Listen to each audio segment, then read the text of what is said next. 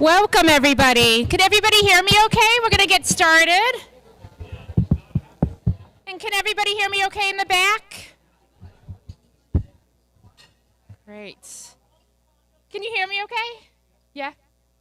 Great, perfect. Thank you. Well, welcome, everybody. I am Stephanie Young, the Executive Director of the 251 Club of Vermont, and I want to officially call our annual meeting to order. Thank you for being here with us today. It's great to see so many familiar faces who I've met over the years, and then to meet members who are attending the first annual meeting, including at our table right here. I think this is your first annual meeting, so welcome. We'd also like to thank those members who are live streaming the event today via Orca, and thank you to Orca as well for being here. And we're glad that so many members can join us either in person today or live stream or watch the recording in a few weeks. So we're gathered here today to celebrate being a club for 70 years. Yeah, 70 years, definitely an applause moment. Since 1954, members of the club have all shared a common goal of exploring all of Vermont's cities and towns and finding out what makes Vermont so special. How members go about it, how they document their visits, and how long it takes may differ from one member to the next. But we all share the desire to seek out every corner of the state, discover Vermont's general stores, restaurants, shops, libraries, museums, parks, and create those lifelong memories. This year, to celebrate 70 years, we were honored to have Governor Phil Scott proclaim July 7th through the 13th as the 251 Club of Vermont Week. It's great. Yeah. Governor Scott, who himself is a member of the club, highlighted what makes the club so special in the proclamation and the community that exists amongst the members. At this meeting each year, we also report on the club's accomplishments and important developments. In 2024, the club continued to have a strong membership base, with new members joining us and members continuing to renew. And thanks to all of your support through memberships and through 251 Club merchandise purchases and your attendance here at today's event, which is our only fundraising event of the year, the club is also in a strong financial position to continue to grow and provide value to our members. We also continued our tradition of hosting a spring get-together, and this year we held it at the Shelburne Museum. And I know many of you were there this spring as well.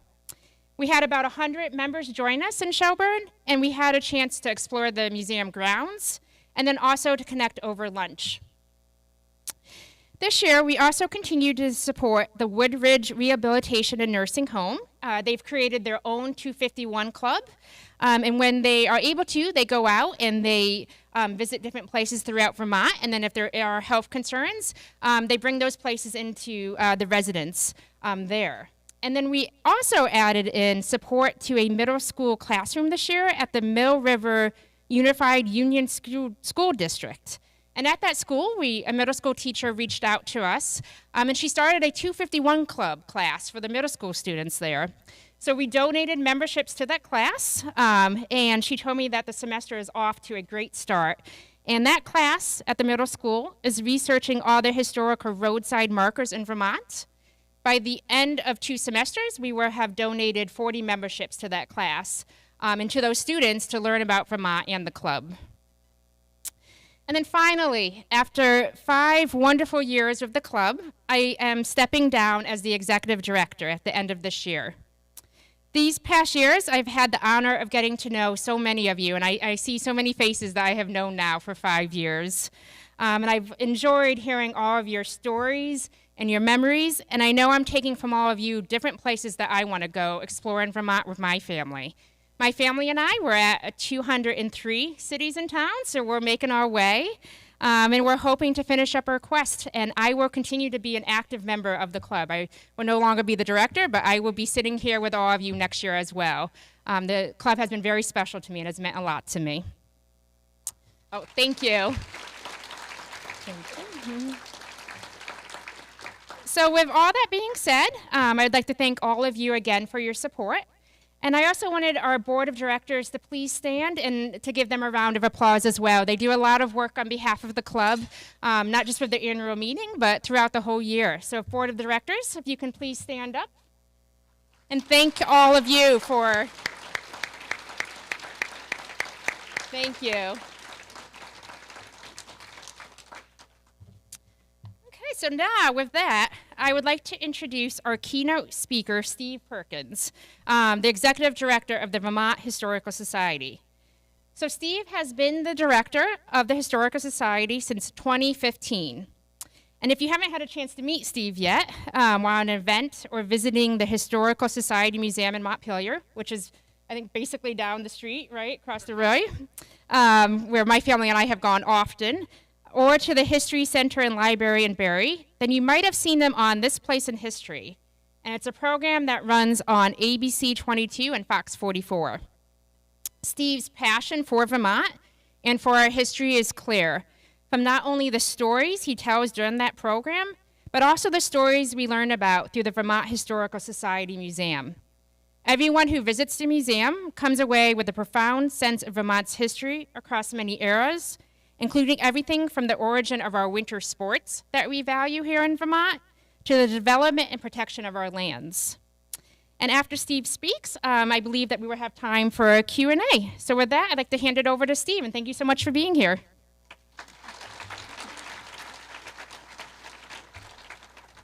Thank you very much. Oh, I'm going to try to get this video going.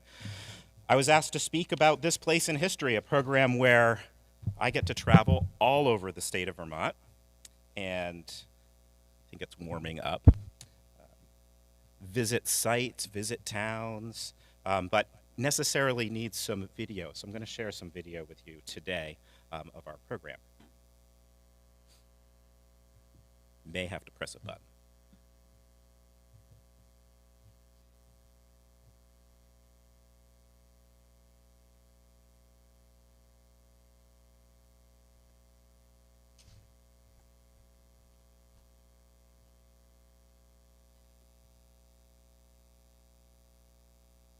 Well, while that is warming up, I'll tell you a bit about the origins of this program, This Place in History. I hope everybody's maybe seen at least one episode of this program. It does run every single Thursday during every single newscast on both Channel 22 and Channel 24. When I was first hired at the Vermont Historical Society, I had been working with some folks at the news station, and we got talking about how can we make history come alive for a general public, not just the scholars. I mean, I know all of you are probably members of the Historical Society and you read the journal cover to cover, but there are a lot of Vermonters who don't. And getting your history in kind of fun, bite-sized pieces that will inspire you to explore the state was a real priority of mine. Oh, good. It looks like I have some. And we'll see if we can get all my settings reset, so we're going to make this work pretty quickly.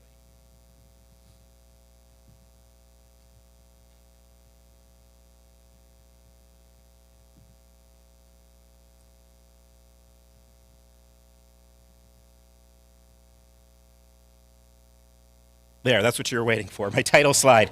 Anyway, This Place in History, Discovering Vermont Through Places and Stories. So like I said, I started working with the news station. I was hired in December of 2015, or I started in December of 2015 at the Vermont Historical Society. We started talking about this in February of 2016, and we managed to record our first programs at the end of May in 2016. The idea originally kind of had a 6-month expiration. We're like, no, maybe this will last for about 6 months. We signed a 6-month contract with the station. 22 and 44 share a newsroom, so if anyone watches those stations, you'll notice all the personnel are the same. So it's locally, it's the same station. They just broadcast ABC and Fox on 2 different channels. So we did This Place in History, which was going to air every week. And we were going to do a This Day in History, which would broadcast daily on the morning show. And we worked with the author and publisher of the Vermont Book of Days, where that work had already been done, great little publication, to use their imagery and research on kind of this day-by-day history of Vermont. Again, we thought it would only be like 6 months, so we would have plenty of material in case maybe we extended it to a year. Little did we know that, we're 8, approaching 9 years in on this project. So, like I said, we recorded our first segment at the end of May in 2016, and the first 4 episodes to air were, and they weren't in the order we recorded them, Battery Park, Burlington Athletic Field, the Shalott Whale, and the Ethan Allen Tower. So I'm going to show you the very first episode we filmed. It was actually the second one that aired on the Burlington Athletic Field. So I don't like to watch these. I like to see weight change and hair change and, all those things that happen over 8 years. But this is Burlington Athletic Field. And what I'm going to do to make this audio work is I'm going to hold the microphone up to my computer speaker. So hopefully this works for you. Place in history. We're at the old UVM Athletic Park. This is Steve Perkins from the Vermont Historical Society. Hi, Steve. Good morning. So what happened here? Well, this was the original baseball field for the city of Burlington. And, as you can see now, it's a trucking depot on busy Riverside Avenue. But back in the day, this is where everybody came to see baseball, sometimes football, any athletics, UVM, city of Burlington. What was it like back then? Well, that trolley line went through where Riverside Avenue is right now. The railroad line went on the other side of the park. So people generally used public transportation or walked, and they could show up and see a baseball game really anytime during the summer. The Vermont Historical Society has some artifacts from back then. What'd you bring? Well, we do. We have a lot of stuff in our collection. I did bring some cool baseball cards that we've created that talks about some of the players that played at this park, and these were players who played in Vermont and then in the major leagues. We've got Bert Abbey, played for UVM, and then we've got Arlington Pond. People may recognize these names, maybe not. Gene Dubuque, Ray Collins, so Baseball Hall of Fame player. And Larry Gardner played for the Red Sox, played on 3 World Series teams, also grew up right here in Vermont, played on this field. And then Doc Hazelton. Doc Hazelton played on this field and then coached on this field and later worked for UVM. Burlington had a Negro League team that played for a while, but a really interesting thing happened here. William Clarence Matthews, who was a black player, played for the Burlington Northern League team, and the Northern League was professional baseball, and this was in 1905. And of course, he was the only black player playing in professional baseball at the time. He was playing right here in Burlington, right on this site. All right, and you also brought another very interesting artifact. What is this? This is a 19th century baseball. So this baseball was used in a Northern League game between the Mountaineers and the Rustics. And so the Mountaineers, coming out of Montpelier, Barry Montpelier, way back then, still today, was a professional baseball team. This particular baseball was used in 1876. So a little earlier, this park was built in 1887. But this is what a baseball looked like. And this is just an example of some of the pieces that we have in our collection at the Vermont Historical Society. When did UVM and baseball in general move from the athletic park to Centennial Field? Sure, Centennial Field was built in 1906. At that point, this park was abandoned, and they had beautiful, spacious digs at Centennial Field. That's on this place in history with the Vermont Historical Society. So you can see that was the very first episode. This place in history. And so I was paired with one of the morning anchors, and we didn't have a cameraman, so the other morning anchor came along and filmed, and you could see it was done with a handheld camera. There was no tripod, so it kind of moved around. She zoomed in and out. Kind of the funny story on this one was that she was wearing her morning anchor stuff plus high heels and was having trouble balancing on the stone wall next to us to try to film this, right next to Riverside Avenue. It's not the most convenient place to film, but we had to get that spot. So it was really important that we be in the spot. It was this place in history. It's not this person in history, not this story in history, but this place in history. So we always wanted to be in a place when we film. The very early ones, I did bring artifacts from the museum, but we really quickly learned that it was really hard to transport them, maybe not the safest thing to have them out on the side of the road. And as it became more popular, just my time in trying to research these things and then also pull out artifacts was difficult. So as we moved on in the program, you'll see less and less artifacts that I bring with me, and instead we try to go to artifacts. The other problem when we first started the program and working with this is Mike Kirchhoff, great guy, but he was the anchor of the morning show, and so he had to get to the station at 3 a.m., and so he had to then do the morning show, and on these two stations, that's 4 hours on air. So it's all the prep, and then they're on air for 4 hours. And so I would meet him at the station at around 9:15. They'd just be coming out of the studio, and we'd hop in a station car and then go film 2-3 of these segments. And that was really hard on him. And really, we couldn't get much further than 30 minutes away from this. From the station. So you see kind of in the first 6 months really of our program, well, first maybe 4 months of our program, all of them are kind of Chittenden County, Southern Franklin County, Washington County, wherever we could get quickly so Mike could get home and get to bed. Well, Mike ended up leaving the station, and I found this is kind of normal for a lot of television stations, and got a job as an anchor in Milwaukee.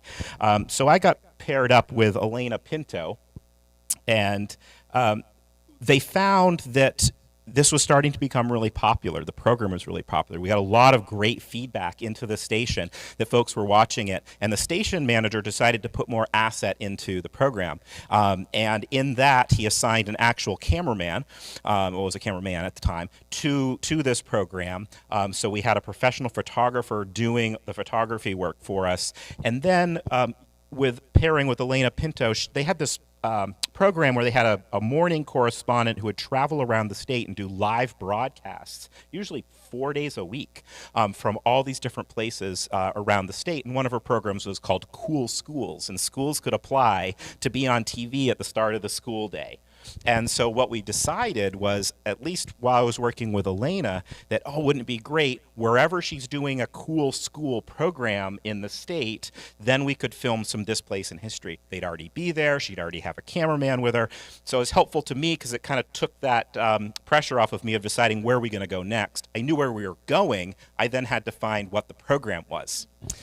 So this is a program, another early program. I worked with Elena for the balance of 2016, and she was doing Cool Schools in Glover, and we decided to film at this site. Actually, this is one of my favorite pieces because it was so fun to learn about, and the story is just absolutely bonkers. I think most of you know this story, but here we go.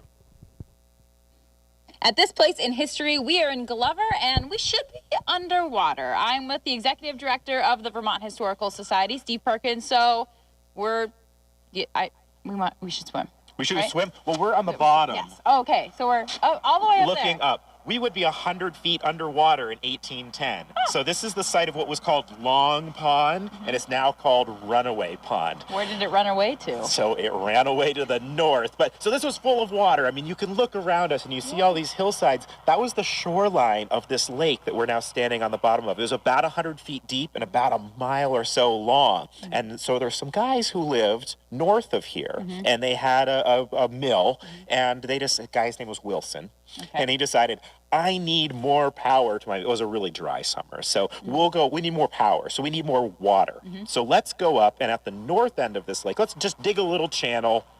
We'll let some water over it. It'll come through, it'll come down the Barton River, and it'll run our mill. Mm-hmm. So they dug their little channel. Well, the channel started breaking away. Mm-hmm. And, there were some geologic problems anyway. The earth started undermining the whole north face mm-hmm.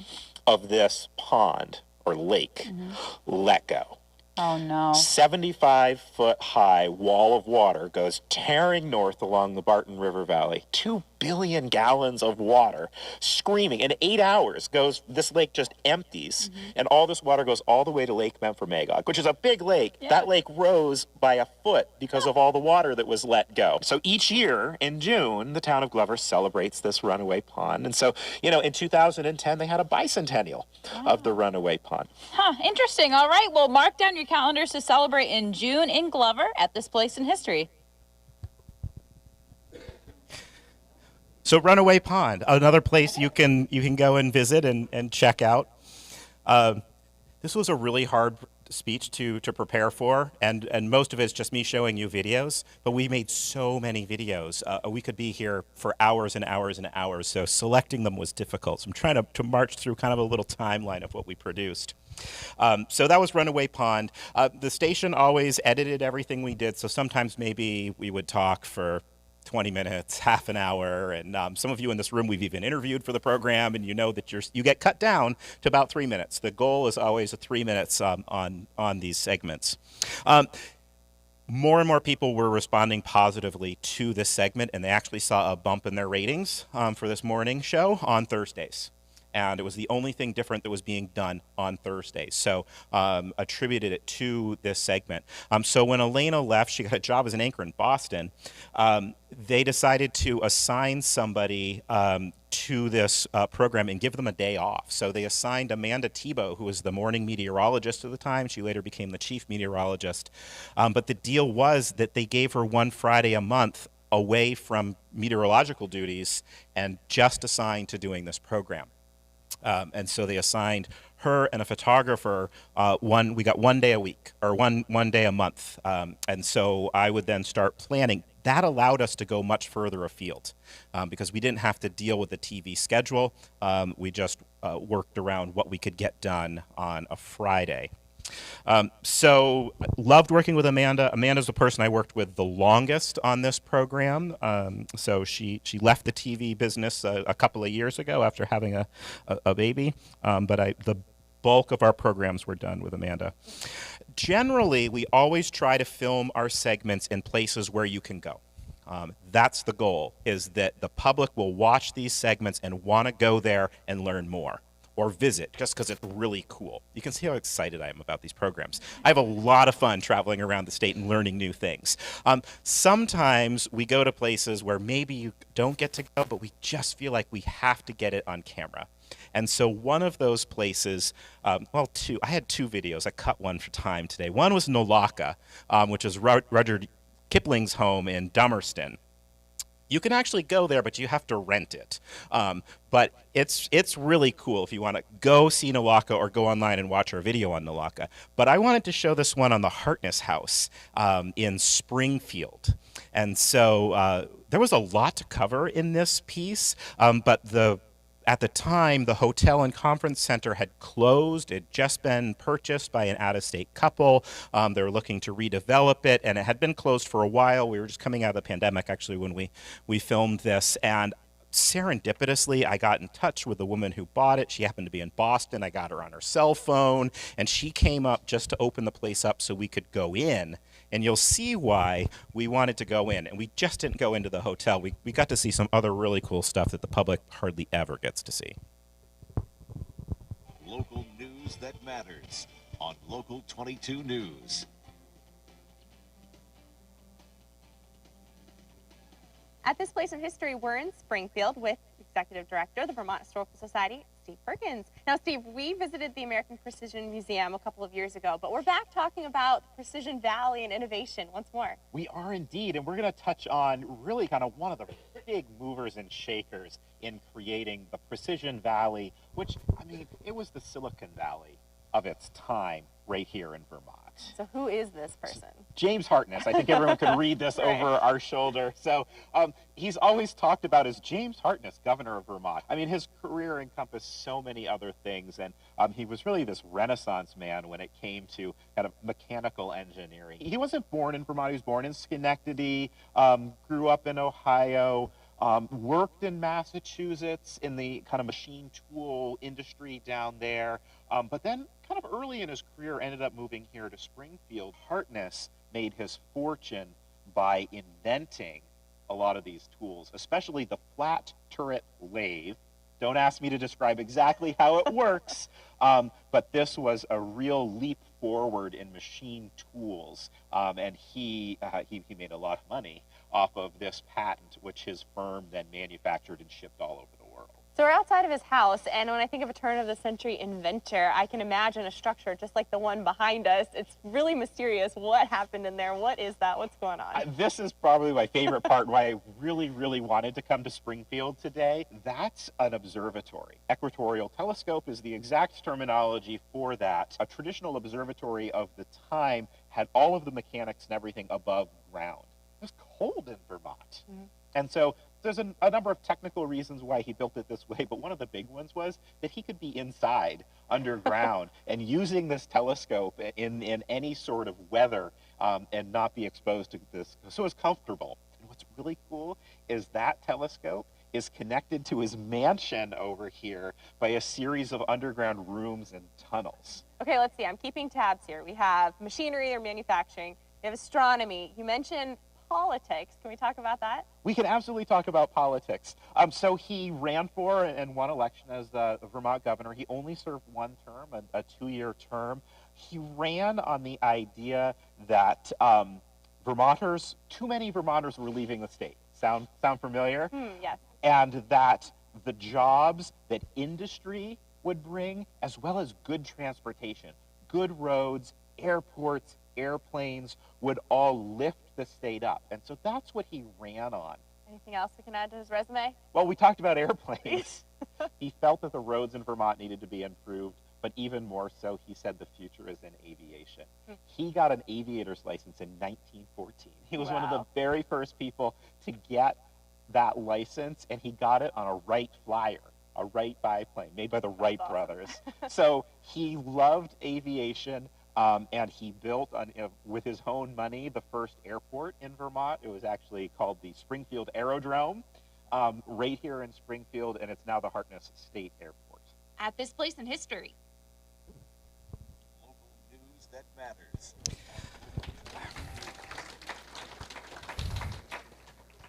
That was a really cool trip. And it was really interesting to learn about James Hartness, a very, as you can tell, very fascinating fellow, and his daughter was a folklorist. She's probably better well known than he is at this point, and we did a piece on her as well, so you could check out and read about Helen Hartness Flanders, as she was known professionally after being married. We had to cut so much to get that down to 3 minutes, but the tunnels weren't just the tunnels. They had rooms in them. There was a bar in there during Prohibition, so there was a bar in there. There were bedrooms in there. We don't know what's happening in there, and you saw images of old telescopes when I was talking about the turret lathe. I was a little upset how they cut that piece together, because those weren't turret lathes that you were looking at in those imagery. They were telescopes. The Stellophane Society maintains a collection of antique technology around astronomy and telescopes and that sort of thing. And there is a museum underground in some of those tunnels and whatnot. At the time it was closed. The new owner wasn't even sure if she was going to allow anyone in there. There was no contract with the Stellophane Society. It was just something that had always been allowed to be there. There were fire code issues, so I'm not even sure where that stands at this point. But the telescope's in pretty bad shape. But we were able to get in there and film it and document it. It was a super day and a lot of fun visiting Springfield. So we usually plan our visits meticulously. So I often spend a day or two of my time doing research, pulling out images, finding materials that can inform the piece. And I will also let you into a little secret. I research these things so I can talk about them for about 5 minutes. I am not an expert on all these topics, and often I forget everything that I learned to do the piece like 3 days later. So it's been fascinating, but I get a lot of calls asking me to come speak on a topic. I'm like, I can talk for 5 minutes.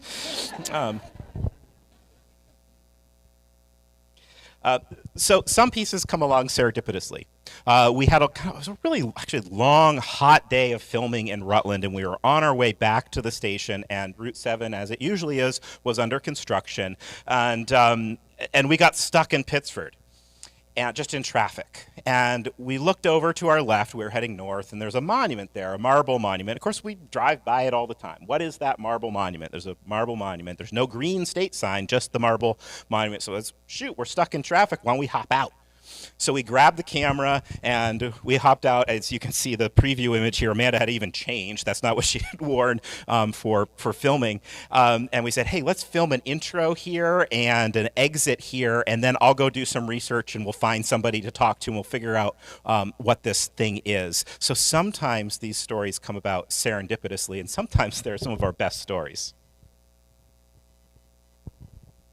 At this place in history, we're on Route 7 in Pittsford. I'm with the Executive Director of the Vermont Historical Society, Steve Perkins. And this monument, people drive by it all the time. What is it for? I know. I've driven by this so many times, too. And it was erected by the town of Pittsford, and it's just the site of Fort Vengeance, which was built in 1780. So we're talking American Revolution. Now, Vermont has all sorts of monuments like this along the sides of the roads, and you drive by them. So it's so cool to take a time to stop and look. So Amanda, we've come back to the studio here. I made some phone calls, and we found Bill Powers, who has joined us. He's a historian. He's done a fair amount of research on Fort Vengeance, and so I know we have questions, so let's get them answered.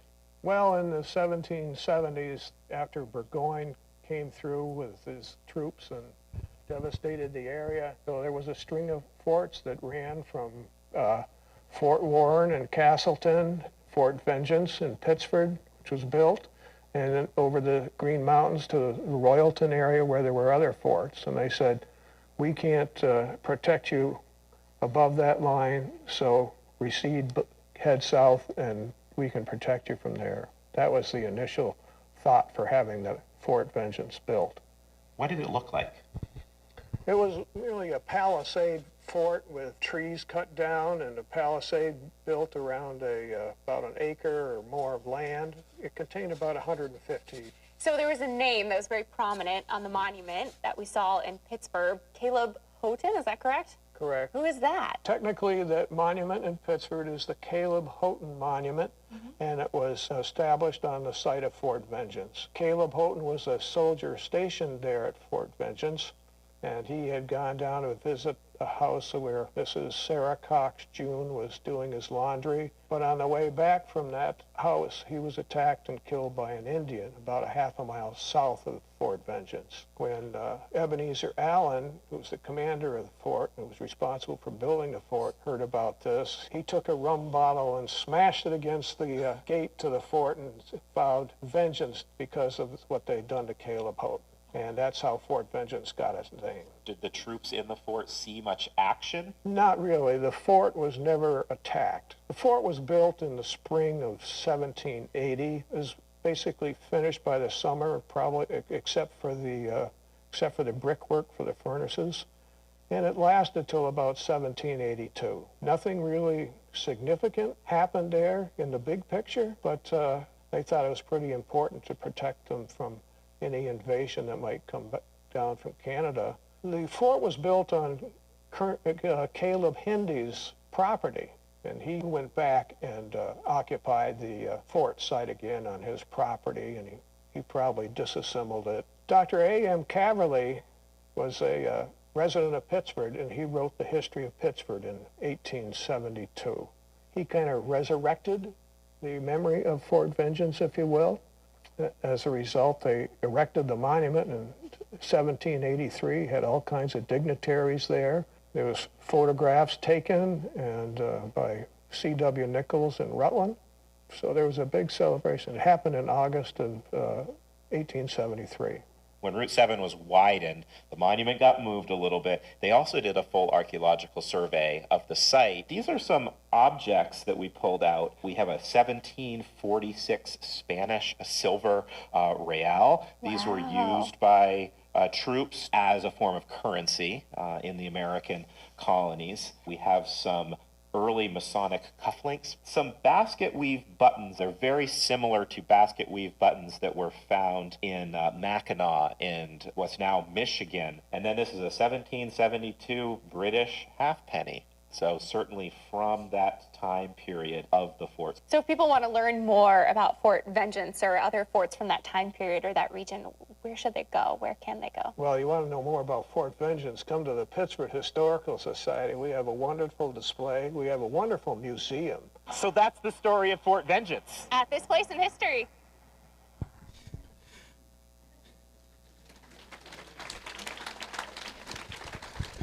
Of course, as you can see, we filmed and that's Fort Vengeance. We had no idea what Fort Vengeance was when we filmed that. But again, one of the great ways to do this program. And as you could see, as we got really, kind of more comfortable doing these programs, reaching out and shining a light on the local experts for each of the areas that we're visiting. So it's not just me doing a talking head piece. Sometimes we had to do that, but trying to shine a light on some of the local experts in town and then driving people to their institutions.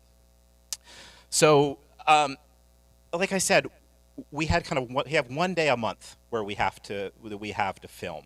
And it's always an interesting conversation when I reach out to a local historical society or a town and say, hey, in 2 weeks, we have the opportunity to come down and film, and we want to do some stories. And they're like, oh, but could you come on Thursday? Or maybe the next week. I'm like, no, I really have this Friday. And then sometimes they get upset if we can't be flexible. But that's the reason we get one day a month. That also means we have to film in whatever conditions we have. So we filmed in the driving rain, and we filmed in the beating heat, and we filmed in the absolute bitter cold. So this next one here was filmed in January of 2017. It was filmed in Weybridge. On the day we filmed that, it was -5 degrees at the time that we were out doing that. And Amanda had this little wind thing that she brings around for weather that was trying to get us wind chill. And we were at approximately -20 in wind chill. We did this in one take. There was very little editing on the audio of this because we were so cold. I think my face was frozen in that shape, but we will go out in any weather. At this place in history, we're in Weybridge, Vermont with Steve Perkins, the Executive Director of the Vermont Historical Society. Steve, what are we doing in Weybridge? So we're at a sign here for Silas Wright. And you may be saying, who's Silas Wright? It's one of those cool places in Vermont where we put up monuments, we remember people who were really famous in their time, but history is somewhat forgotten. So Silas Wright, he was born in Massachusetts. Why are we in Weybridge? Well, he moved to Weybridge when he was 1 year old, and he grew up here. He went to Middlebury College, graduated in 1811, so we're talking a long time ago. But ultimately, he went to New York. He became a lawyer, he became a congressman, he fought in the War of 1812, he became a brigadier general, and then a senator, and very well-respected friends with Andrew Jackson and President Martin Van Buren. So he was very, very important. He was very much involved in the U.S. National Bank, the whole idea of manifest destiny. How are we expanding into the Western United States? He was an interesting Northern Democrat because he was against slavery. So he worked against slavery expanding into Western states. Western states, remember him? There's a number of counties, actually, in the Midwest that are named after Silas Wright. So there's Silas Wright. He died young, so he retired. He lost an election as governor of the state of New York, and so he retired to his farm in Canton, which is over in St. Lawrence County, but only died a year later.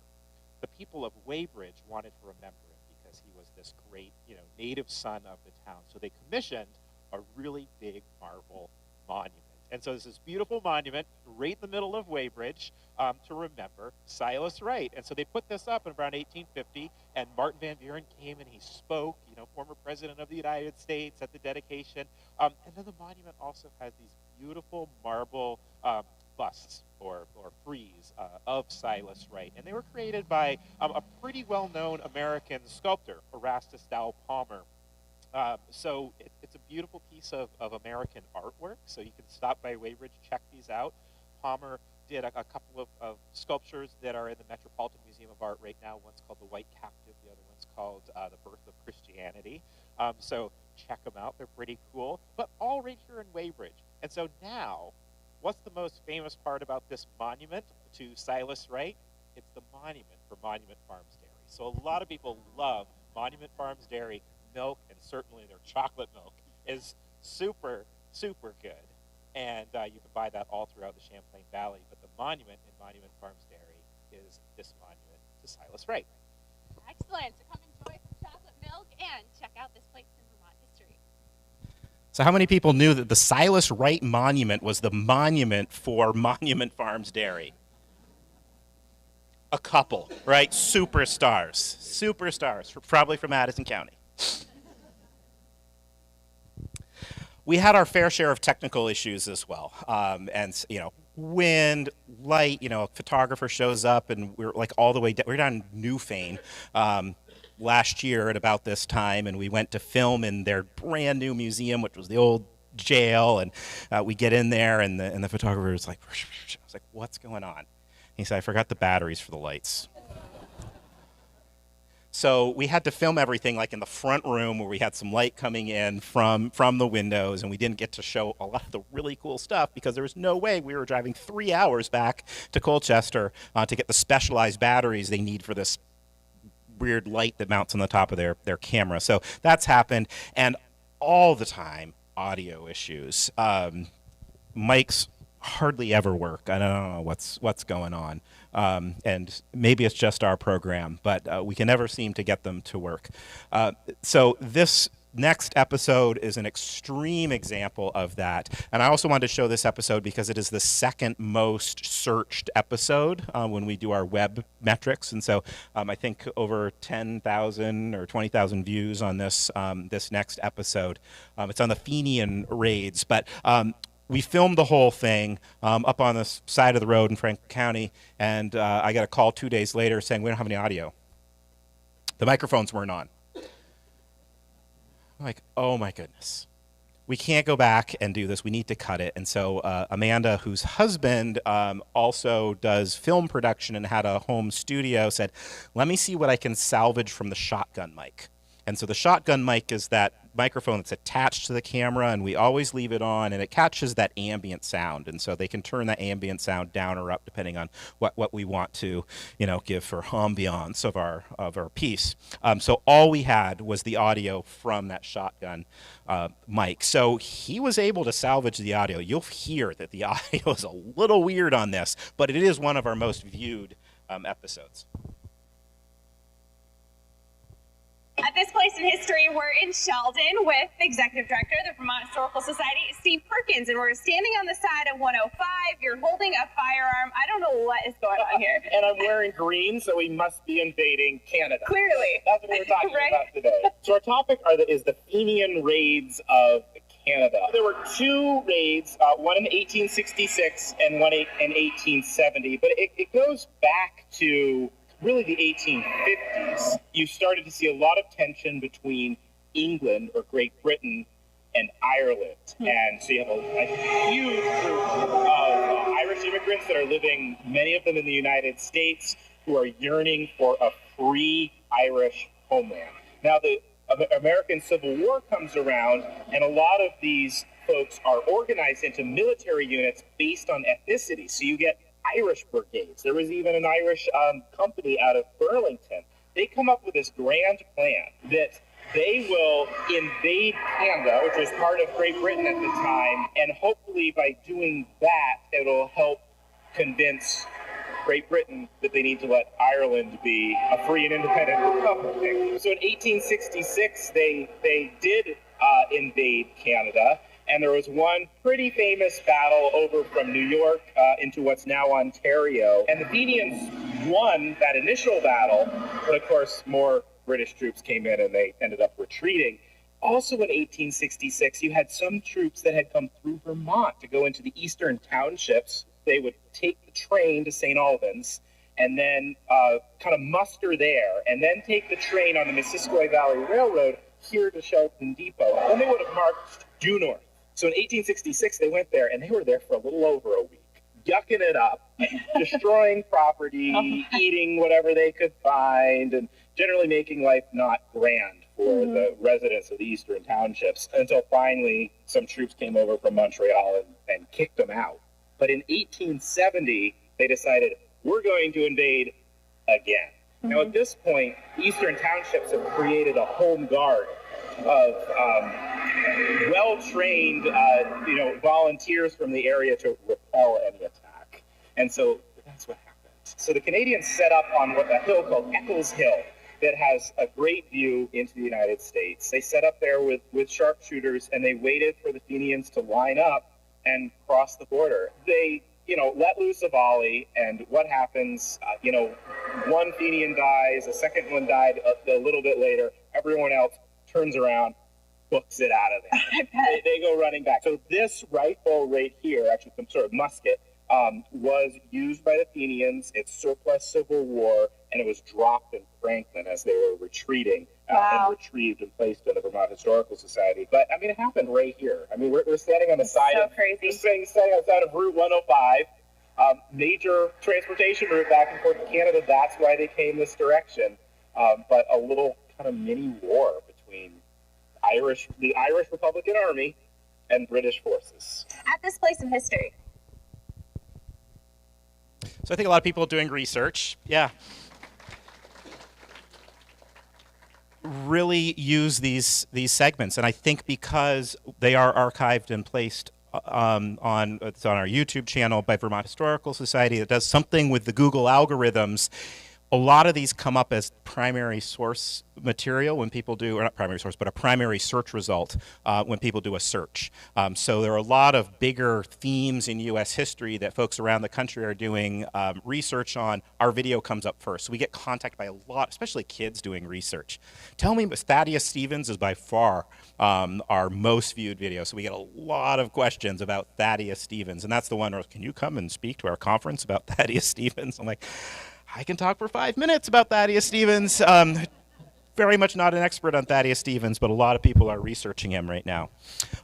Of course, we all know what happened in 2020, and the pandemic hit, and it made it a little hard to get out and do these videos in the field. I was not cleared. There was company policy at the TV station, so I couldn't travel in the vehicle with the reporter and the cameraman. And for a while, they actually having the reporter and the cameraman travel separately in 2 different vehicles when they were doing filming. So we kind of took a break. So we didn't produce a lot of film in kind of the middle of 2020 until things started to calm down a little bit. But we did get creative, and I had a couple of ideas. One was we can revisit stories. So I can pull objects from the museum and film myself talking about artifacts that relate to previous stories, and so they recut other stories. So if you're looking at some of our videos online, you may see the recut version that has artifacts in it that wasn't in the original airing. So we did that. We also we refilmed a few, because if you can imagine, maybe I got something wrong, and folks would definitely let me know if I got something wrong. So we would refilm things, and probably the most important one that we refilmed was on Dinah, who was an enslaved woman in Windsor, and I think most people know the story of Dinah. I was going to show that today, but we're rapidly running out of time here.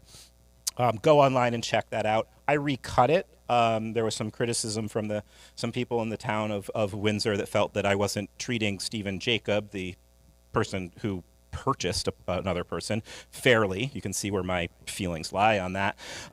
So I tried to treat the new piece a little more even-handedly and just present the evidence and the documentation around that case. But definitely go check that one out online. But I also said, hey, I got this old digital SLR camera at home. I got my kids that have nothing left to do. Why don't we go film something in my backyard?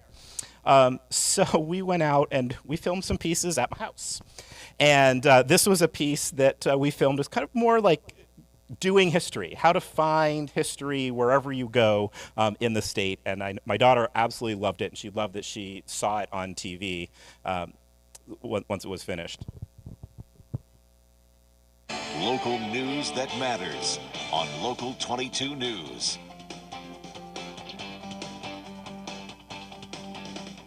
At this place in history, we're heading to Williston to join Executive Director of the Vermont Historical Society, Steve Perkins, on a tour of history you might be able to find in your favorite hiking spot, neighborhood, or even your own backyard.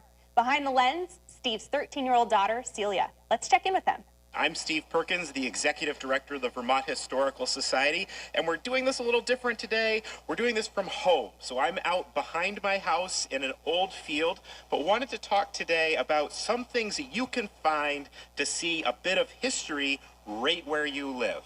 So as most people probably don't know, Vermont was almost completely tree-free in the 19th century. That means almost no trees in the entire state of Vermont, and humans had impacted the land in many different ways. So right behind me, we're looking at a very Vermont thing, a stone wall. Stone walls were found throughout the state. It was an easy way of marking boundaries. You got the stones out of the fields as you cleared them and created somewhat of a barrier for livestock. So as you're walking through the woods today, you can find stone walls all over the place. And when you see a stone wall, know that that stone wall in the woods wasn't in the woods when it was built. It was marking the edge of a field. Now we're at another feature on the farm. We're looking at a really old road, but you can see the landscape falls away, but it flattens out right in this spot. So again, as you're hiking through the woods, as you're looking at these trails, look at how wide they are. Look at where a slope comes down.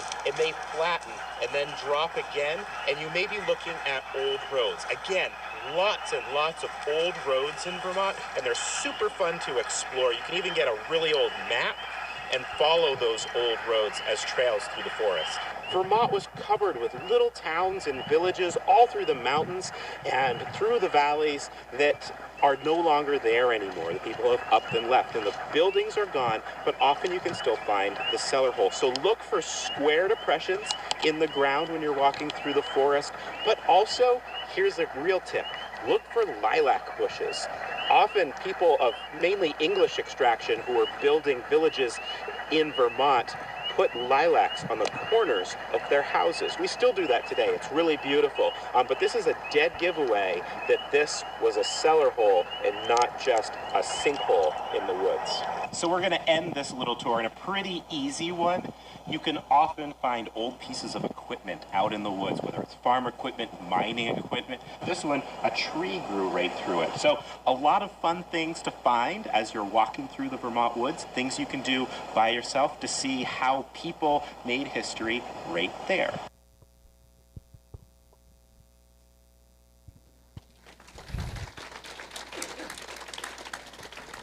So I'm sure my 17, almost 18-year-old daughter would probably be mortified that I called her out on that, but we had a lot of fun filming spots, around our house, and she had some good ideas. The other thing that we did during the pandemic was create a real archive of all of these spots. So our contract stated that the original contract stated that the television station would keep them on their website, and we just linked to them. And so we had these permanent links to the video on the station's website.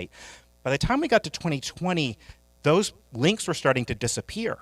And the older pieces, the ones that we created in 2016 and 2017, were starting to disappear, and no one could get them back. They were just gone. And so I was maybe freaking out a little bit, saying, we need to protect these. And so Steve Longchamp, who was our longtime photographer, took it on as a project. And so he went through all the servers at the station, desktop computers, digging up the raw video that he could find from all of these early pieces. And he filled a rather large hard drive with it, and we handed it off in the old Friendly's parking lot in Williston, covering our mouths and everything while we did that, so that we could then upload all of those videos to our own channel and archive them at the Vermont Historical Society.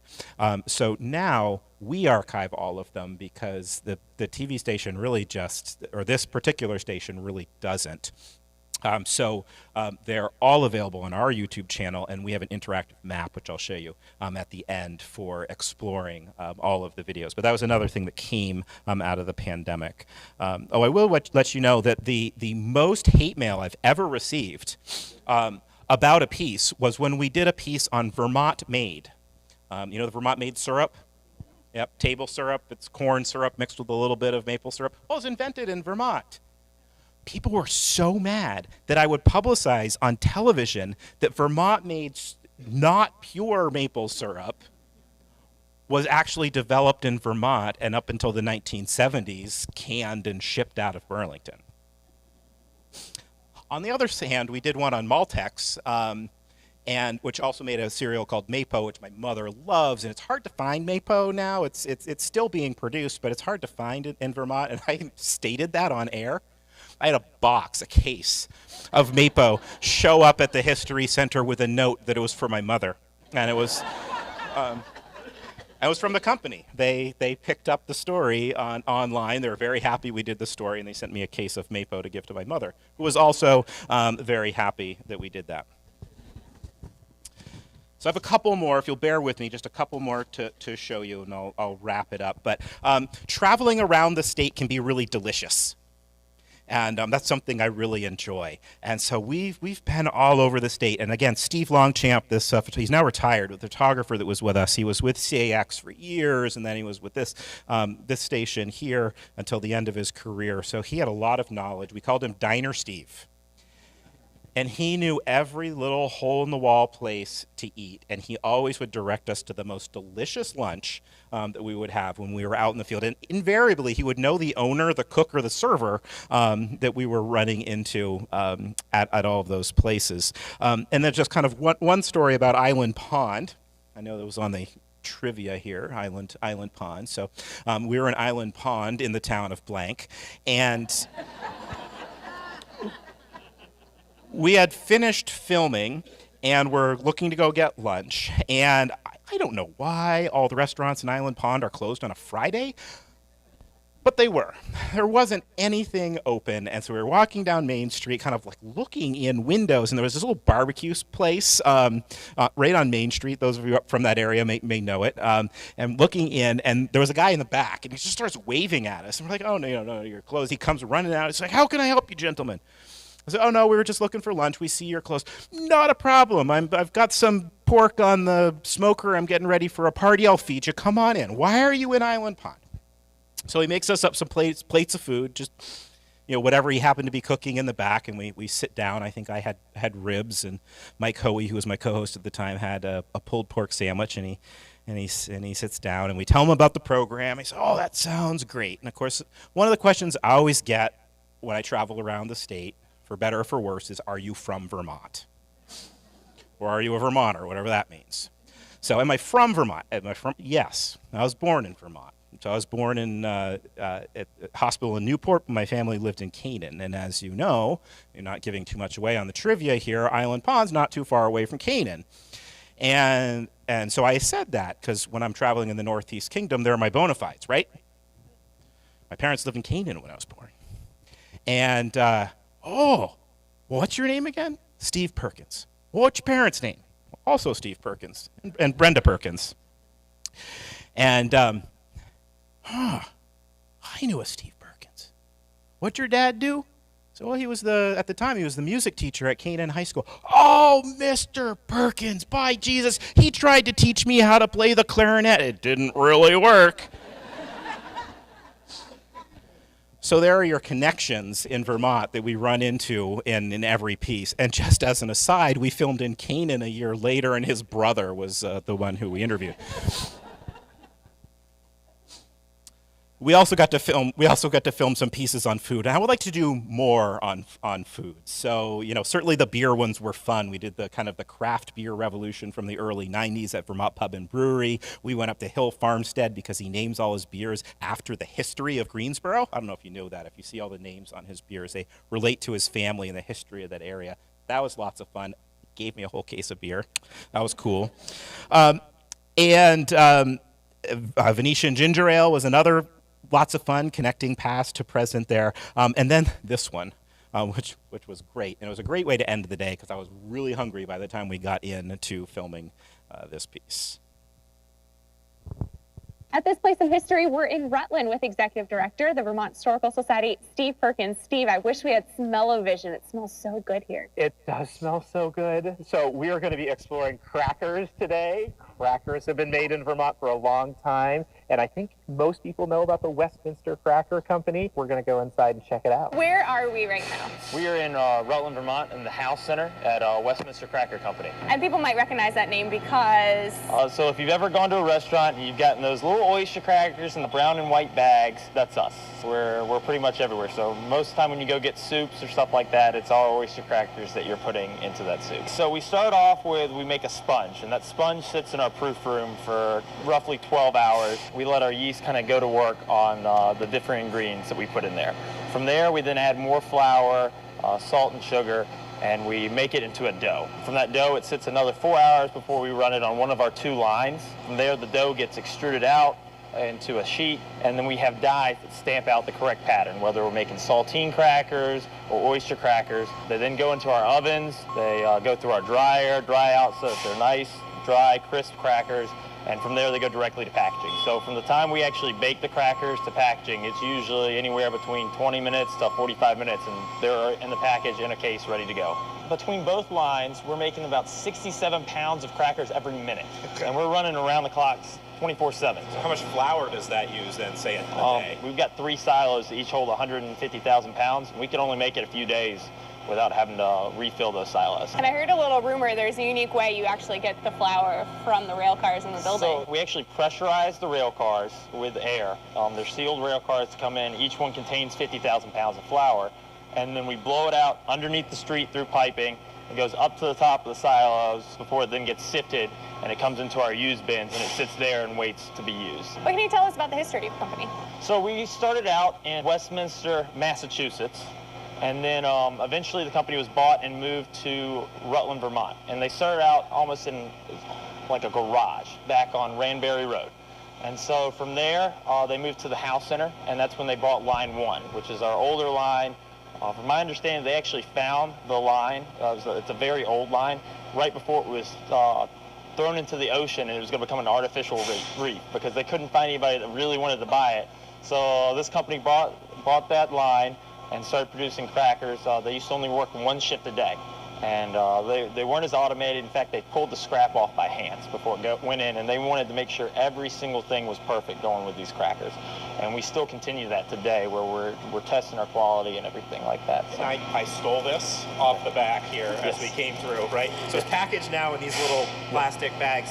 How did these used to get packed? So crackers actually used to go through in these big giant wooden barrels, and that's where one of the terms cracker barrel comes from, because that's where crackers are shipped out. And it's funny, we actually make the crackers for a Cracker Barrel still today, so that's pretty that's pretty cool. We've been around for over 100 years. It's a very simple process, but we do it correctly, and it's a good product, and you can go out and find it just about anywhere, not only in Vermont, but all up and down the East Coast and all throughout the country. I've really worked up an appetite, Steve. At this place in history.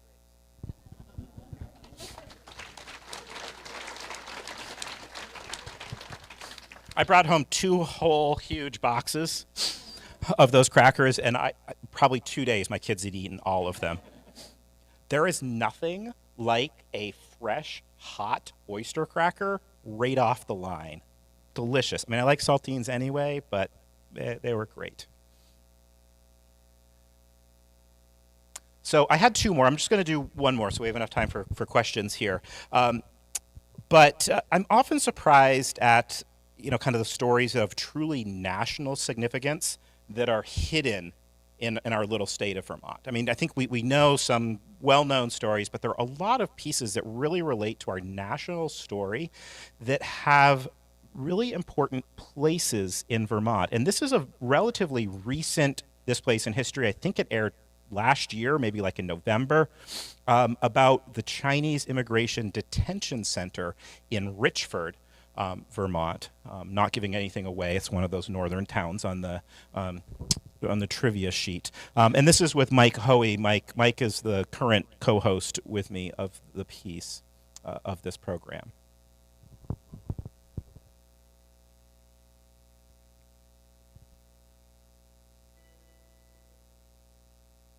this place in history, we're on Powell Street in Richmond with Steve Perkins, the Executive Director of the Vermont Historical Society. Steve, we're here this week because of something that used to be located right here that an awful lot of people in our region probably have no idea ever existed. Yeah, very true, Mike. And, you know, something of national significance to the United States and somewhat to Canada as well. And we are standing on the site of what was a Chinese detention center. And it was here from about 1903 to 1913. So for about a decade, this was one of only 4 detention centers along the entire land border with Canada. One of the 2 U.S. presidents to have been born in Vermont had a very significant role in this facility having been built here. Absolutely, Mike. So Chester Arthur, the year specifically was 1882. The United States Congress passed and he signed into law the Chinese Exclusion Act. And so this is the first and really only time in U.S. history where we've said to one group of people, based on your country of origin, we're completely excluding you, that excluded all Chinese immigration to the United States for a term of 10 years.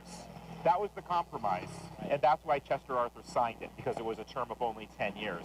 It was renewed in 1892, and then in 1902, it was made permanent. Right. Not very long after that is when this detention center would have been Exactly. So then you had to have processing facilities to try to catch and send back Chinese immigrants. And a lot of Chinese were trying to come here. Chinese would enter Canada, take the Canadian Pacific Railway all the way over here. Richford was one of the busiest border crossings, if not the busiest, in New England at the time. And so it made sense to have a detention facility here. The big immigration ports of San Francisco and New York and Los Angeles, for example, all had processing facilities. And ultimately that's what happened here, and decided at that point to move all Chinese immigration processing to Boston. And then in 1924, it got expanded even more, and they started applying quotas to other countries, and then started taking rights away from Chinese who were already in the country. And it wasn't until 1943, with World War II well underway, when China became our ally, that the legislature, Congress said, well, maybe we should rethink this. So they put a quota of 105 Chinese immigrants a year. Of course, all of this was wiped out in 1964, and we got rid of country-by-country quotas. The Richford Historical Society has some documentation, including a photograph of an interpreter who works there, if I'm remembering that right. They did, yeah. They employed Hong Poi, who was an interpreter, to work with the folks as they came through, and they have a picture of him at the Historical Society, and also it's a grainy image, but an image of the Chinese detention center with some Chinese nationals standing outside of it. So documentation is few and far between, but I think it's an important story for us to tell. A story of U.S. immigration policy at this place in history.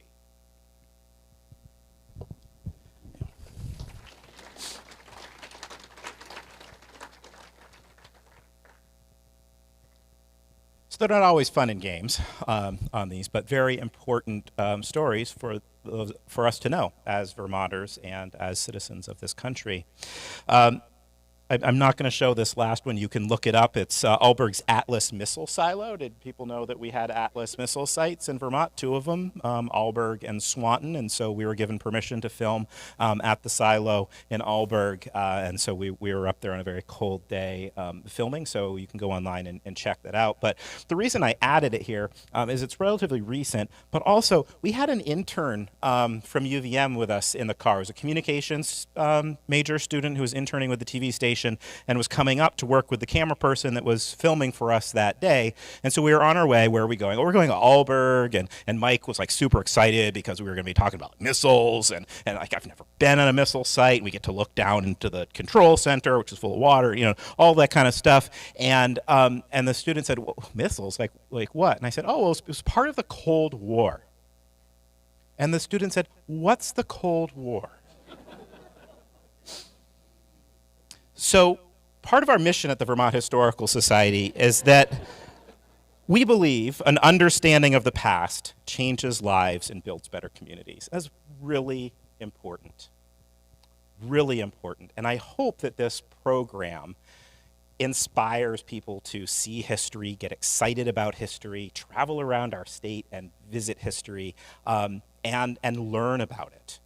If you don't know what the Cold War is, great, watch the segment and we get some resources at the end on how you can go learn about it, because it's important, and it's really important, especially in what we're talking about in today's world. So, couple more, just these slides. Here are our top 10 segments: Thaddeus Stevens, Fenian Raids, Rogers Rangers, Snowflake Bentley. And of course, these records only date back to when we created the archive in probably end of 2020, beginning of 2021. First Skeeto, Quonset Hut, Stephen Douglas, Marquita Lafayette. You can see these are like keyword searches right on Google that people are doing research for, but they're checking them out and they're constantly being viewed. So this place in history, we've been on air since June 2016. There's a segment that airs every Thursday on channels 22 and 44 during all of their newscasts. And that's during every hour of every newscast. So if you start watching at 4 in the morning, you can watch it every hour through the 4-hour morning show. You can watch it on 2 different stations for the evening news, and you can watch it on 2 different stations for the late news. We've created 358 segments to date. I've had 5 different co-hosts, and there's over 24 hours of content available on our website. That's in 3-minute segments. Approximately 3 to 4 minute segments. They're all archived at vermonthistory.org/thisplaceinhistory. So easiest thing to do is just go to our website. Here's our website. It's actually linked right off the front page, This Place in History. And there's a couple of different ways to explore sites. So we've got the map. And so, obviously you zoom in and there's more dots than you really see. And you can see parts of the states where we need to spend more time. But you can also see that the stories seem to follow traveled, rivers and roads as well. So you can just do it that way geographically, but you can also go to This Place in History for students, and you can click on sections by looking it up by category. So abolition, which programs relate to abolition, and this is something we provide on our Vermont History Explorer website for students as well. So anyway, that's kind of a fun way to go and look at all of our segments. I'm not sure if like the last couple months have been put into this section yet, but they're all on the map. So I encourage you all to go and watch as many as possible. And here's the challenge. I had this long conversation with the late Jack Carter. He said, this is a great program. Now that I've done my 251, he had done 251. I'm sure he went to Essex Junction. But 251, I'm now going to go to every site you go to. So I'm not sure if he got there, but we're at 358 now. So that's a bit more than 252 now, isn't it? So there's my challenge to this club. So thank you.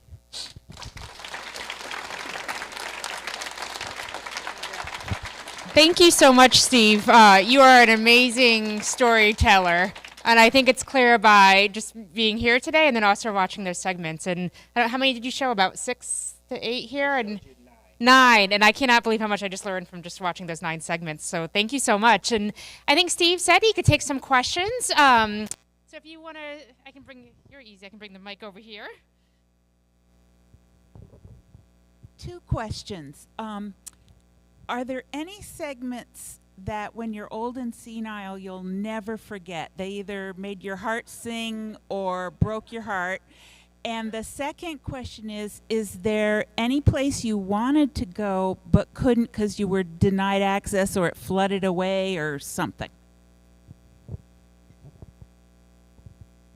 Well, I showed you some of I did show you some of my high points. I'll never forget the very first one we ever did. That was absolutely amazing. The Hartness House was really cool. I'll remember that. Like I said, I really enjoyed Milwaukee, and I'm thinking of like how can my family rent that and go stay down there for a weekend. There's so many. It's so fun, and I remember all of them. And it's hard to just pick one, but those are certainly some of the high points. And then filming one with my daughter, on the back 40 of our farm in Williston was lots of fun.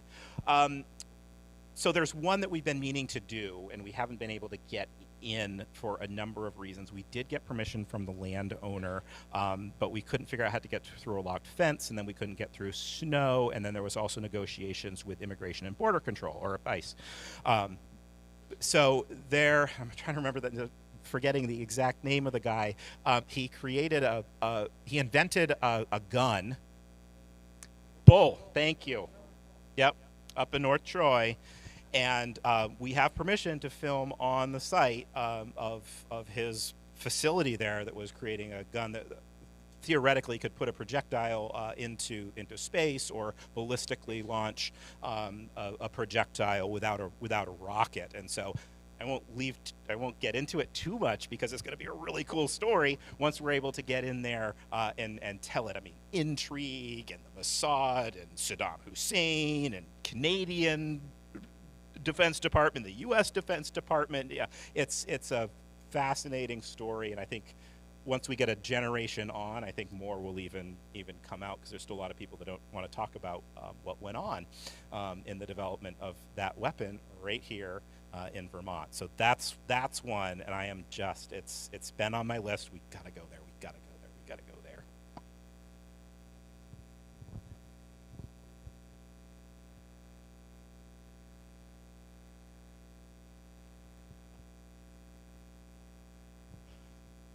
Yeah, she wanted to know if I'd seen the latest movie by Jay Craven, and in fact, I am supposed to go appear with Jay on Saturday. He's showing it in Williston this coming Saturday. So I haven't seen the whole thing. I was waiting until I watched it with him. He did do research at the Vermont Historical Society. He did chat with me. We had a number of long chats. I think my name's in the credits a number of times as well. It's a work of fiction. You know, I haven't seen the whole thing, but it's a work of fiction. It's what we call speculative fiction. Like, what if? Could Ethan Allen have met Lucy Terry Prince? Sure. They lived in the same time, and they kind of traveled through the same areas. But, you know, beyond that, I think Ethan Allen in my opinion, needs a more balanced presentation. I think he's a very important person to Vermont history, but there are other folks who were involved in the founding of this state as a political entity that probably had more involved than he did. Yet he is lifted up as this great hero. And so I think, and this is another story that's, you know, kind of propagates a lot of that mythology. So I say speculative fiction. I'll see it on Saturday. I'm sure it's a fun movie, but don't use it as history. Please don't use it as history.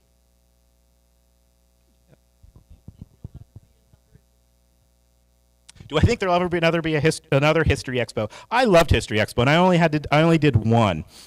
I'm gonna be honest with you, money. It's about money. On a final accounting, it was losing $100,000 every History Expo. We couldn't absorb that, and we couldn't fundraise our way out of that. And so it's not just the cost; that was the loss. So I would love to see like a 30th anniversary expo or something where we do like a one-off, you know, at a time that makes sense and we can make it happen. You know, we've had to move on from it. I'm sad about that. I know. I've talked to a lot of local societies that really loved it. But, you know, how can we meet the need of local societies in other ways that we can afford and stay in business as an organization?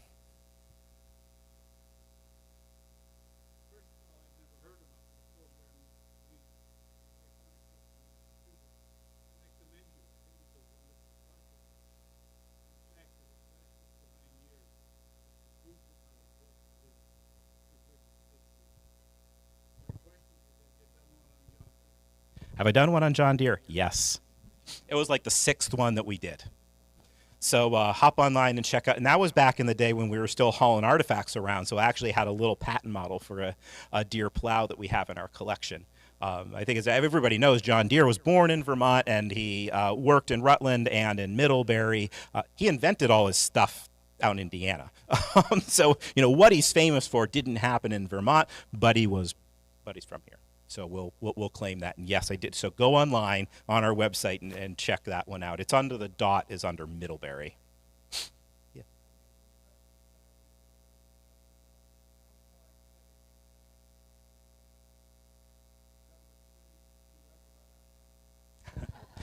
So the question is, how far ahead do we plan, and do I ever run out of ideas? And I'm realizing I didn't show you my last slide. I'm gonna answer these in reverse order. Yeah, I do get stumped. Sometimes I'm like, oh shoot, what are we gonna do? Because we have to fill up a day. We can't just do one, because I only get this crew for a day, so they all have to be in proximity to each other. So especially if we're driving 3 hours to film something, they all need to be in a relatively close spot. So I'm always looking for suggestions. So please email me. The easiest thing to remember now, we updated our email address, is director@vermonthistory.org. Will get to me. Send your suggestions on. And we'd love to have sites that have experts. So if you have something that you want to talk about, a site that you are at that we haven't covered, let me know. We'll put you on camera, right, Dennis? We put Dennis on camera. And how far do we plan in advance? I try to plan about 6 episodes in advance, so a couple months in advance. So we just filmed last week up in Cambridge, and so if you watch the program, you may have seen our piece on Wrongway Bridge, and then there'll be another one on Warren Lodge, and then another one. It's a really unique World War I monument in Cambridge. It's in the village of Jeffersonville. The way it was created is quite unique. So those were filmed in Cambridge. Then we're going to Westfield in a few weeks. They contacted me when I put out a request for pieces, and they have a very interesting library and a taxidermy collection there that has a fascinating story. So we'll be heading up to Westfield, Vermont. So yeah, Dennis, do you want to add on to your experiences?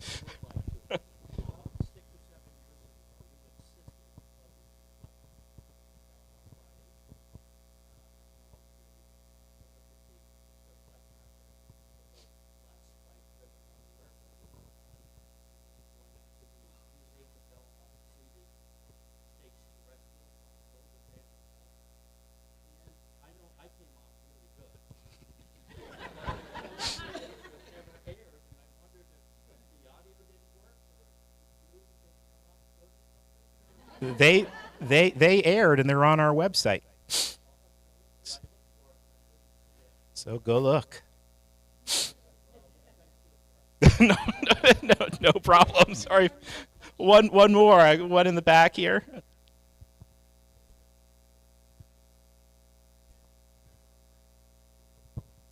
Hi, Elise. You know what? I'm not sure if they are. Those were a different program. Again, we tried to do a lot of video during the pandemic because we couldn't do these, and we did a cooking show from my kitchen on kind of different cultural groups in Vermont and highlighting some cuisine from the different groups and making something that we could all cook together, in an hour. And we usually had an alcoholic beverage we made with it as well. They were fun. They were done on Zoom.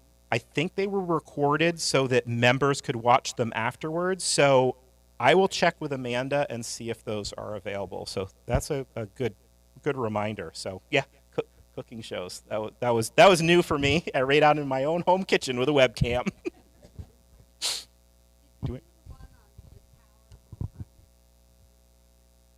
Ethan Allen Tower. Yes, that was in the original 4 that we shot. Also fun for the poor young lady who was trying to film it with a handheld camera, and that tower, as you know, has open grates, and she was wearing spike heels. So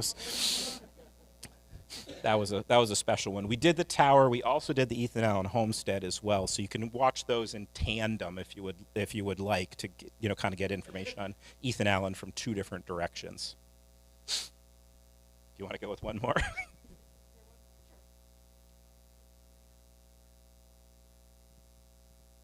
We have not. Want to talk about bucket list is, well, the technology could be difficult on that, whether the TV has it. I would love to do that. I was an intern at the Lake Champlain Maritime Museum in the late 80s and early 90s and helped work on the creation of the underwater preserve in my own special way as an undergraduate intern. But I would love to. No, we haven't done anything on that. We've done a number of maritime from the shore and we mentioned the horse ferry, we mentioned the Phoenix, but we didn't go to the wrecks themselves.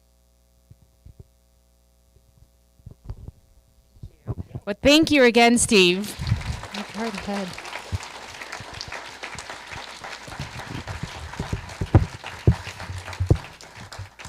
And I think, Steve, so you said you were measuring the Google Analyticals, and I think after this meeting you're going to see a spike with 251 Club members taking a look, and what a great resource for all of us to have as well before we head out on our 251 Club trips to take a look, see if there's been a segment done on it, and get that history. So thank you again, Steve, for being here with us today.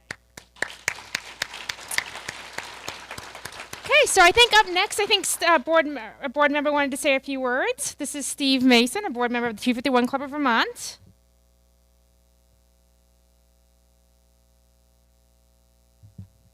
Thank you, Stephanie. I don't know about you, but I was blown away by Steve's work, and I consider myself a Vermont file, a Kingdom file mostly. Some of the stories about the Kingdom, and I got a couple of things I'd like to share with Steve at some point, some contact if he's going to be up there. But I got so into his presentation, I forgot what I was supposed to come up here and do. But I've remembered. I'm only take a few minutes. I am going to throw in a quick story because this is the story section. But the board, we talked late last week, about how there's no spoiler alert because Stephanie's already revealed that after 5 years she's going to be leaving the organization. And Hubie and I, another board member, started talking about her accomplishments, and I was quickly writing on a piece of paper. And, I ran out of paper. So Hubie kept coming up with ideas, and I said, Hubie, I think I'm just going to tell the people, if you've got the last 5 years of newsletters, everything you read is because of Stephanie. And I'm not exaggerating. Somebody asked me at the table earlier during lunch, does the board do all this? And I said, yeah, we have a grand plan. Stephanie. I'm this is kind of from the heart because I've been a board member on a number of organizations and continue to be. And so I've known a lot of executive directors, and sometimes with some of the boards, multiple. I became a member 5 years ago, Stephanie's first year. And I can tell you as a board member, many times as a chair, having worked with many executive directors, the fact that Stephanie is only part-time, I cannot get a grasp of. She does more work than most full-time executive directors, and I can say that from experience, having seen many. Whatever idea the board has, she never says, well, I think I'm too busy, I can't get to that. She always follows up on it. She'll give us her exact opinion on something, and it's always on spot. I could go on for a long time about all of Stephanie's accomplishments, the fact that she's broadened our partnerships around the state. She's brought new organizations into our organization. She's made people aware of what we do. And during COVID, she actually expanded our membership. And she always comes up with another excuse why it wasn't her.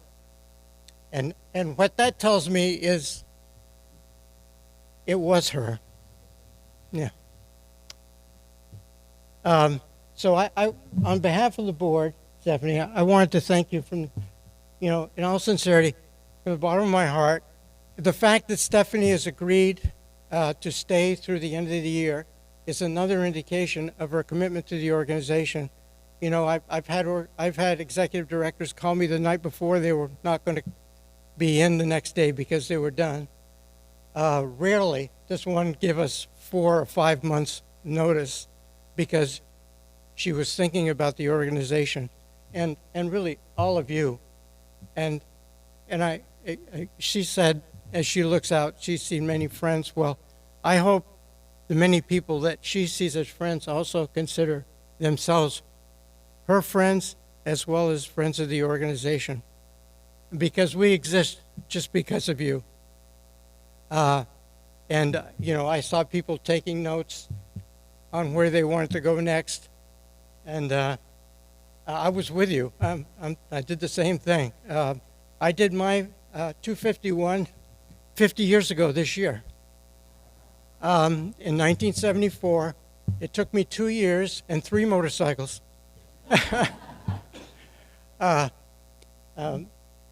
But what I learned during that time period, I was in high school, or I just got out of high school. I was in college. I went to St. Mike's, and I used to give Frank Bryan, some of you may know Frank Bryan, he was my first instructor at St. Mike's. He started at St. Michael's.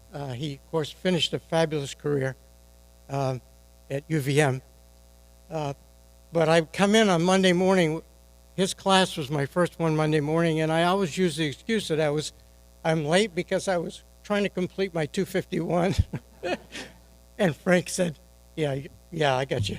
You're one of 2 Vermonters who would tell that story. But this is about Stephanie, and it's just a great amount of appreciation.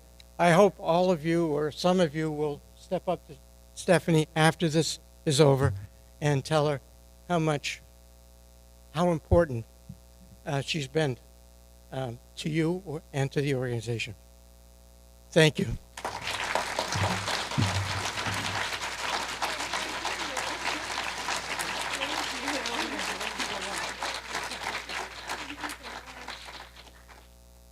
I had no idea Steve was coming up today to say all those words. So I am speechless, but those words meant a lot to me, and thank you to the board too. But thank you, Steve. That really meant a lot, so thank you. Oh, okay, so now moving on. We usually now open up the mic to 251 Club members who have completed their quest in 2024. And I know there was somebody who reached out to me, Crystal Palmer, I believe. And if I can bring the mic to you, or you can come up this way. Okay, perfect. Thank you.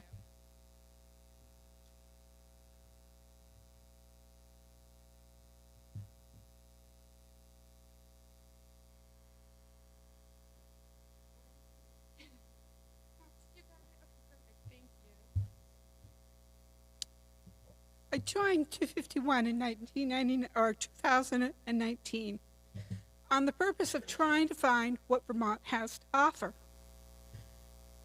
Well, life goes on, and it got busy. My father lost his license, and by 2020, COVID hit. He's like, the walls are closing in on me. I need something. It's like, well, I belong to 251. Let's go see some towns. Let's find out what Vermont has to offer. Let's see the landscape. Little did I know, 251 gave me a very, very special mark in my life. I got to meet my father and listen to him and his stories. And I saw his face like a 2-year-old seeing things for the very first time, and he's a true Vermonter. At 89, he got to see the Battle of Monument, Bennington Monument, for the very first time. Wow. We saw the Bristol Falls. We got to see different things. Could we get out for the history of things? we could not because of COVID. But we found a lot of snack shacks, and his favorites were hot dogs with mustard and relish. We found creamy stands. And when it was hard to find, he says, I don't see any creamies. It's time for a creamy. It's like, we're looking. One of the other joys that I got to listen to was we would be in a town. We had no idea where we were, what road we were doing, where we were going. And he would say, are you lost? And it's like, well, the GPS would get us home. I said, I'm not quite sure where we are right this moment. He says, well, and I asked him, are you lost? Well, I've been lost before, and this is what it looks like.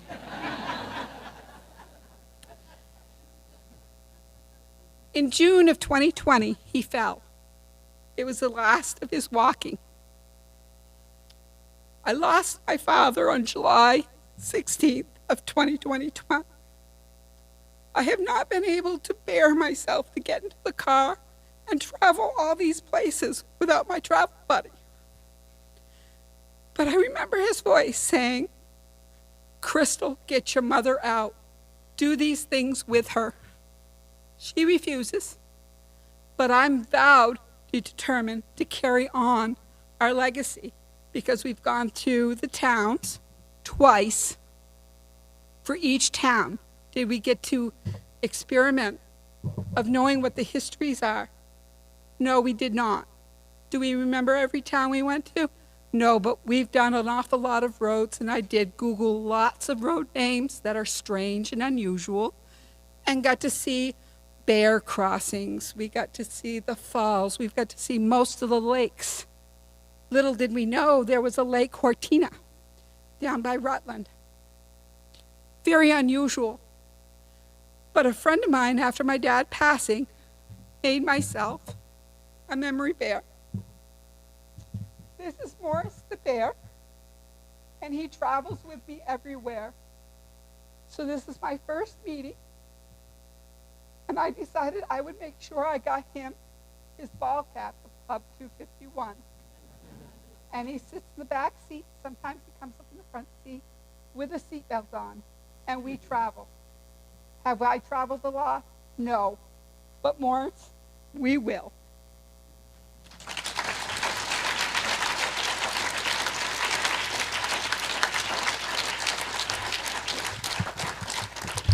Thank you so much, Crystal, for sharing that with us and letting us know about your time with your dad and how you're continuing that legacy as well. So thank you, Crystal.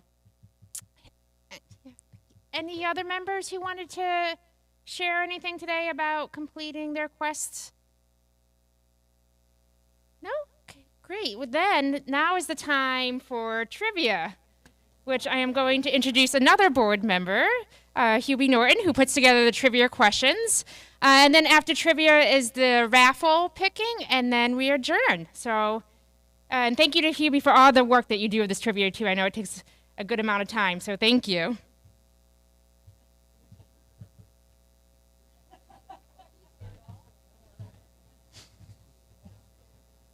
Thank you, Stephanie.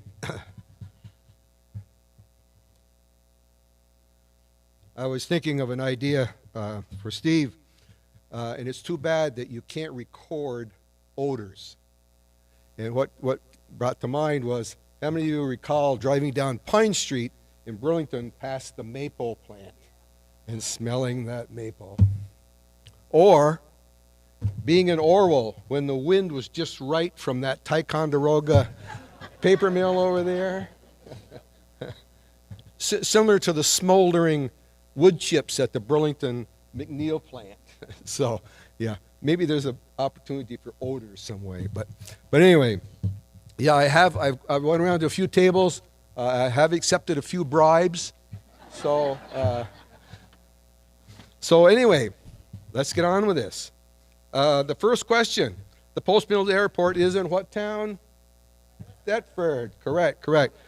Yay! All right.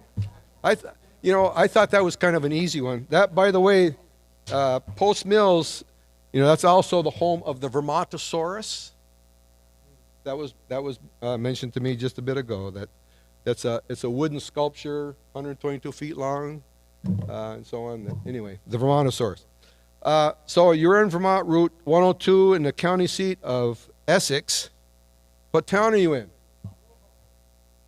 Correct, Guildhall, not Guildhall. You know, you got no D in Guildhall.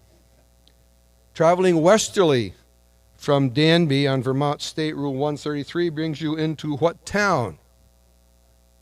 Yeah, I had given one table a hint. You know, Pollitt, unfortunately, has been recently in the news for a couple of different things. But anyway, Pollitt. Beecher Falls. Steve kind of dodged around that a little bit. Beecher Falls is a census-designated town place in what town? Canaan. Now, anyway, as doing this research, I found out a census-designated place. It's something that the Census Bureau does. It's for statistical purposes. It's a certain place that's not incorporated. So like Beecher Falls it's not incorporated. There are a lot of place names in Vermont that we think they're villages, and a village is an incorporated place, but it may not be a village. Okay, like Beecher Falls is a place that's a census-designated place. And Beecher Falls, if you've not been there, is really, it's quite interesting because you kind of come around the corner and there's this massive factory. And that was the original home of Ethan Allen Furniture. And originally, you know, they employed over 600 people there. Unfortunately, not as many. They still do employ some people there, but a lot of that manufacturing has gone out of state. Some still in Orleans. What are the names of the two villages in the town of Bennington? I learned about this. This is something new to me. North Bennington is one, and Old Bennington. Yeah. So,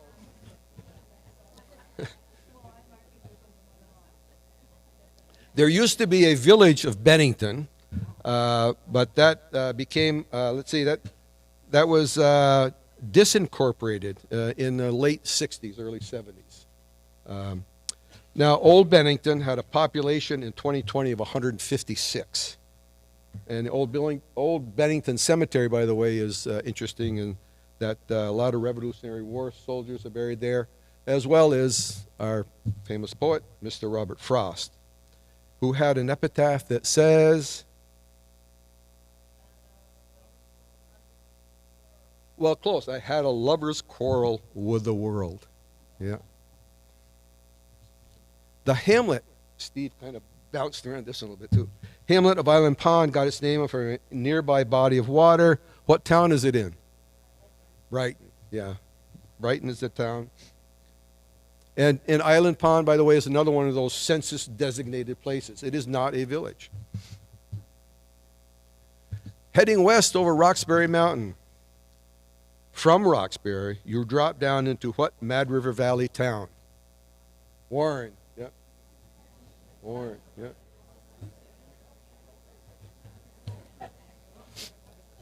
That used to be the spot where people would line up at the Warren store in order to get that Thursday delivery of Sip of Sunshine, that famous beer. In 1840, Daniel Webster made a Whig Party nominating speech to 15,000 people on the Kelly Stand Road in what town? Stratton. So this is a terrific ride through the Green Mountain National Forest, that Kelly Stand Road. It's closed in the wintertime, but boy, pretty road. You're in the woods, but it's a national forest road, well maintained and so on for forest purposes. Green River is a neighborhood in southern Vermont with a picturesque covered bridge and also the location of Fort Dummer. What town is this? Guilford. Yep. Fort Dummer, named for the Lieutenant Governor of Massachusetts, and Fort Dummer was initially established by the Massachusetts Bay Colony in 1724 and is considered the first permanent European settlement in what is now considered Vermont. There are two two-lane covered bridges entirely in Vermont. One is at the Shelburne Museum, and the other is known as the Pulp Mill Bridge and goes between what two towns? And one other was recently mentioned by Steve. Weybridge. Weybridge, yeah. Yeah. Monument Dairy Farms, best milk, by the way.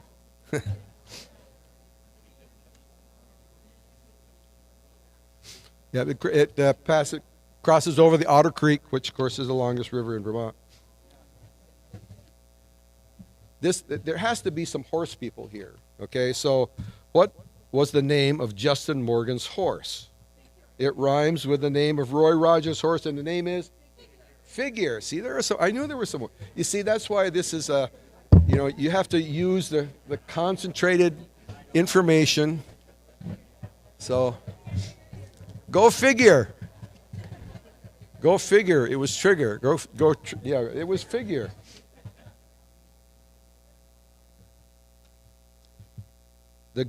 You are at the Gill Feather Turnip Festival, which is coming up, by the way. What town are you in? Wardsboro. Yeah.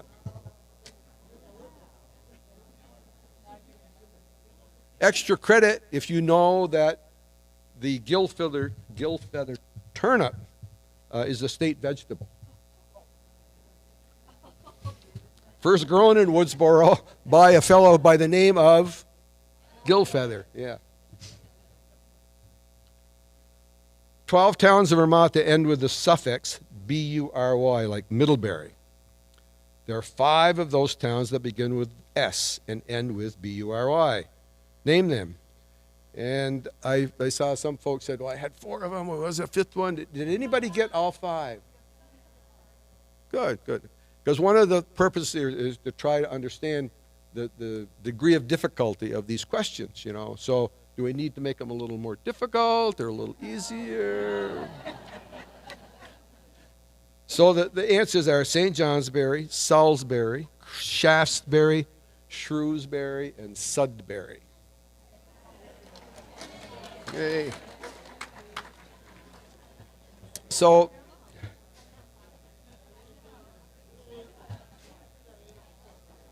in looking and doing this information, anytime as I think many of you know and Steve knows, you do any history stuff, you know, you go down rabbit holes, okay? So I said, wait a minute, bury. What does bury mean? Well, it's an Anglo-Saxon from the word B-U-R-H, meaning a fort or fortified place. Another common suffix is B-O-R-O, like Wardsboro, Starksboro, Brattleboro. And there's many more, of course. And that also comes from the Anglo-Saxon word B-U-R-H. And that also means a fort or fortified place. And to the best of my knowledge, none of those that ended B-U-R-Y or B-O-R-O ever had a fort or fortified place. The Quinby, this is maybe a little more obscure, but anyway, the Quinby County Lodge and Cottage is located on Forest Pond in what town? Averill is correct. Norton is close.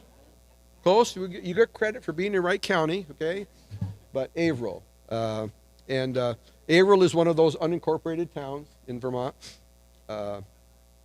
Averill, Ferdinand, Glastonbury, etc. And Lewis and Somerset are the others. Forest Pond, Averill, of course, is I say better known, if it's known for anything, is for Great Averill Lake and Little Averill Pond. Great Averill Pond and Little Averill Pond. Gilman is an unincorporated community and another one of those census-designated places in what town? Lunenburg. Got some Northeast Kingdom folks here? Lunenburg, correct. Yeah, speaking of there used to be a paper plant, great paper plant in Lunenburg. Another piece as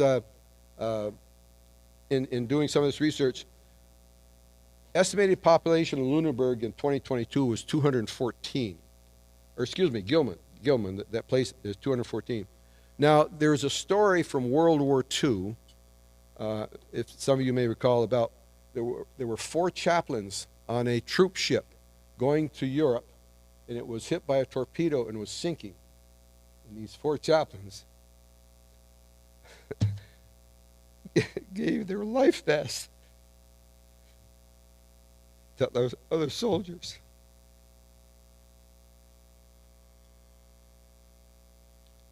And these chaplains went down with the ship. One of those chaplains was George Fox. And he was a Methodist minister whose home church was in Gilman. The legions, excuse me. I'm a member of the Legion, and this is why it bothered me a little bit. There are some local American Legion clubs. They've gotten together and they've purchased a church, they've rehabbed it, and they've made it a tribute to George Fox. And that is open at certain times of the year. So if you're in Gilman, and anyway, a piece of history that I was not aware of until I got into this, and excuse me. Town of Bristol, Vermont was first named what? Pocock. Got to be a local, yeah.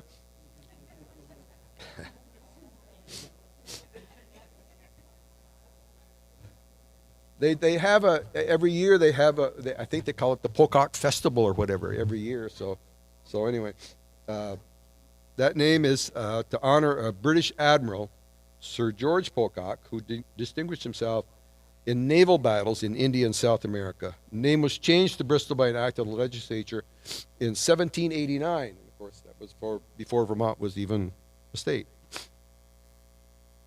Largest town in Vermont in land area is Chittenden, is correct. Now, this is interesting because one of the things doing any history research is fact checking. Chittenden has 73.8 square miles, that's according to Wikipedia, 74.2 square miles according to the United States Census Bureau. Stowe is second at 72.76 square miles by Wikipedia, or 73.2 square miles according to the townofstowe.org website. 72.57 square miles according to the United States Census Bureau, 72.6 square miles United States so when you're looking up information, you want to check your resources if it is super important that you have it accurate. So anyway, I was finally satisfied that Chittenden was indeed the largest town, even though Stowe on their website says that they are the largest town by land area state. Yeah, that's right. Yeah, and Stowe they kind of started out at 6 square miles like everybody else, but they kind of got a piece of Sterling when that split up, so that made them bigger. Heading east out of Bennington on Vermont Route 9, the first town you come to is Woodford. Yeah, someone mentioned that they travel that road a lot and never knew what town that was that they were coming into. Interesting that Woodford was chartered 1753 by Benning Wentworth, the governor of New Hampshire, of colony New Hampshire at the time. And Woodford and Stamford were chartered at the same time, March 6, 1753, making them tied for the second town chartered in the area that became the future state of Vermont, after the first town that was chartered in Vermont, which was Bennington. Yes, yeah, okay. This is a little tricky one. 15 Vermont towns that border Canada. 14 of those towns, not necessarily in order, are North Troy, Alberg, Norton, Franklin, Jay, Berkshire, Highgate, Richford, Troy, Canaan, Holland, Derby, Newport, Berkshire. What town is missing? No, not Averill. No. Swanton. Swanton. You gotta look at a map. Okay? Is that Swan, there's a little piece of Swan that hooks up around by Hog Island there that touches the Canadian border.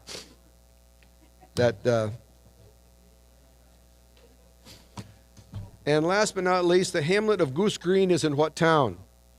Hint, the movie Beetlejuice was filmed in this town, and of course there's now been a new release, or another release of Beetlejuice. So the town is Corinth. Yeah, that's kind of been in the news with the movie. So the town is Corinth.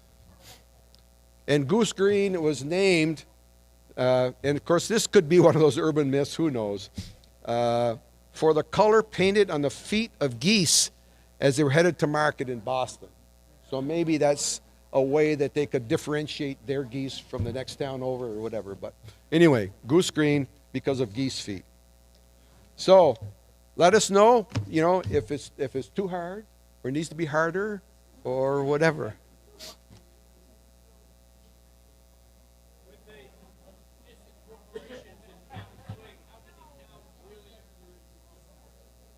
How many towns in Vermont? Towns and city of Vermont now that are municipalities, there are 252 with the recent addition of the city of Essex Junction.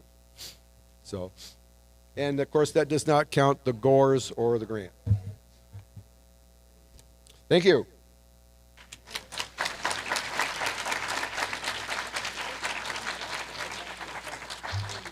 Great. Thank you again, Hubie, for putting that together. I know it takes time and fact checking, but this is our second year of doing it, I believe, and I think it's pretty popular amongst all the tables. Did any of the tables get it correctly right? All questions right? No. So I think it's at a good level. All right. The final part of our day is the raffle prizes. So another board member, this is Shauna Trombley. She's going to help us with that. Sure, yeah. If you want to switch seats, and you want to announce it, you may announce it. Okay. And then I'll be able to. Sure. Yeah, that sounds great. So this is prize package. Oh, so I should say thank you first to all the local businesses that have donated to the raffle, as well as members. Dennis brings the Grafton cheese every year, so thank you for doing that. If you're present, please make sure you don't leave before you collect your raffle prize if you do win. So with that, prize package number 1 is Explore Southern Vermont with an overnight. Tom Martin. Is Tom Martin? Oh, Tom Martin's back there. Great. Thank you, Tom. Great. Thank you. So that was prize package number 1. Prize package number 2, Outdoor Recreation in Vermont. I'm just not going to look. Elise. How do you say your last name? Yes, exactly. Congratulations. Congratulations, Elise. Okay, prize package number 3, Ski and Stay at Jay Peak.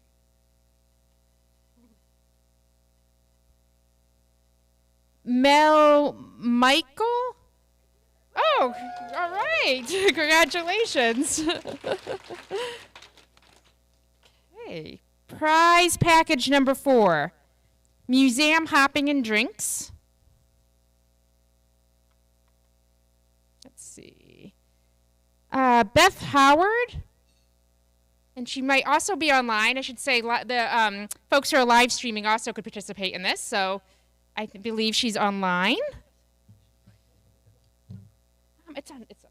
Yeah, perfect. Thank you, though. Okay, prize package number 5, Vermont Goodies. Trying not to look.